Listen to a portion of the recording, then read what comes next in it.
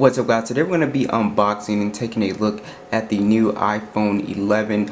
So realistically, this is going to set you back about $747. It was $747 after taxes, and you're probably going to want to get a case. So it might set you back close to $800 if you decide to get this phone. This is the white version, the 64 gigabyte version. I wish it was 128 gigs for a almost $800 phone.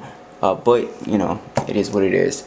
It is an Apple product, so let's go ahead and unbox it. It's like a little, look at it right here. So this should be very interesting. I haven't used an iPhone in a while, so let's go ahead and get that out. Put that to the side real quick. Let's see what else we got. SIM ejection tool, Apple stickers. This is not the fast charging brick, so that's unfortunate. And we also have the headphones, and yeah, that's what they look like. And we also have our charging cable. Let's go ahead and get this plastic off. And no plastic on the back. So a very nice feeling phone. My first impressions, it feels really good in the hand. It has a really nice weight, very premium feeling. Now looking at the new camera design on here, I'm not gonna lie, it does not look as goofy as the memes were making it look, which is pretty interesting. It actually looks pretty nice in person. So they do kind of stick up, as you can see, so they're not completely flat.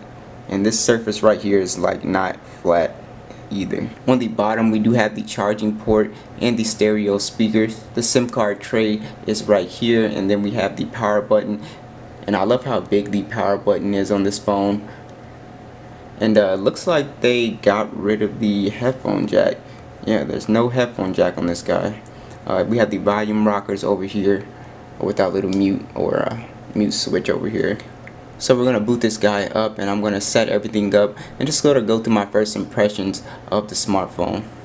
Alright guys, we're all in, and I'm going to go over these specs real quick. So we do have what Apple's calling their liquid retina display. It is an IPS LCD, so it's not the OLED that we're going to see on the iPhone 10 Pro. It is a 6.1 inch display. It does have a resolution of 1792 by 828, so really only a 720p display, which kind of sucks for a phone that's pretty much going into 2020, not even having a full HD display. Kind of sucks, but it is a really nice display in person. It is HDR, True Tone, 120 Hertz sense touching, so it is really fast to the touch. iOS 13 right out of the box. No expandable storage, 64 gigabytes of storage, 4 gigabytes of RAM. We do have a dual camera setup. Like I said, it does have that ultra wide camera. They're both 12 megapixels, and we do have a 12 megapixel front facing camera as well. It does have stereo speakers, which is pretty nice, with Dolby Atmos. So we have the Face ID, all the usual stuff on here. I'm kind of surprised they didn't put USB type C in this phone, so it might come on the iPhone 12. And we do have wireless charging with a 3110 milliamp battery. So I just wanted to check out the display on here. I'm on YouTube, and you can only watch in 720p, which really sucks. It's got like this notch right here. And it's pretty big. It's actually a really big notch, so you know that's where they put the Face ID and stuff right there. So I'm gonna have to get used to that. Coming from the Mi 9T, which is a full display phone with the pop-up camera, this notch is just like it's actually kind of distracting.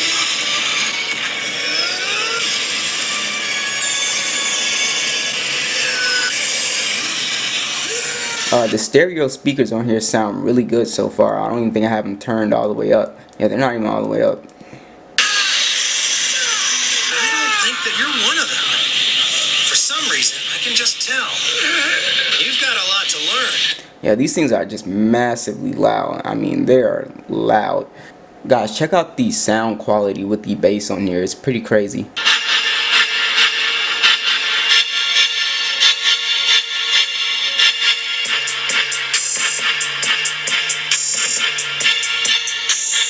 Man, those sound excellent. I mean, that is really nice.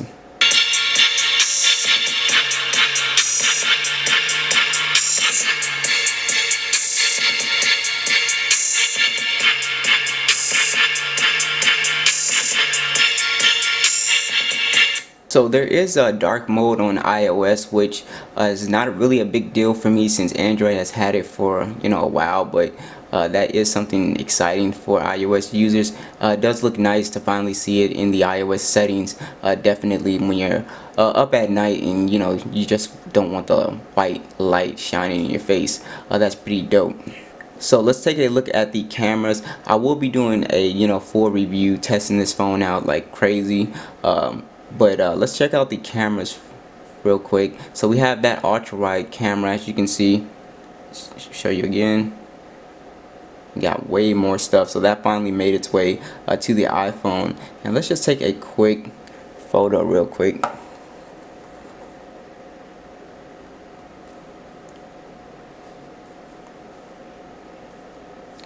Yeah, so first impressions of the camera, I mean, it looks really nice. The color accuracy, I mean, it's pretty much spot on. Like, the color accuracy is almost excellent. I mean, it's actually dead on. That's pretty impressive. Let's check out the ultra wide now. I'll show you guys the same photo in ultra wide. So as you can see, a lot more. Got a lot more stuff. So pretty cool.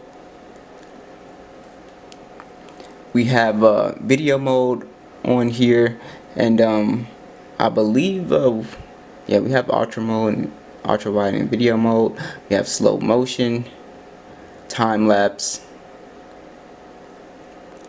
We have the portrait mode.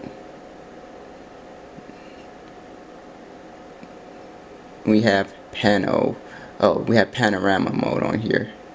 Here is the selfie camera on here. It's pretty much the same layout as you can see, and looks pretty good so far. It's not like super crazy, but it looks pretty decent. Like I said, I have to test it out a little bit more. When you put the phone down, it kind of doesn't stay flat, and it's kind of like comes up a little higher right here, which is pretty interesting. But overall, I actually really like the camera design on here. So be sure to stay tuned and subscribe for more videos, and I will catch you guys in the next one.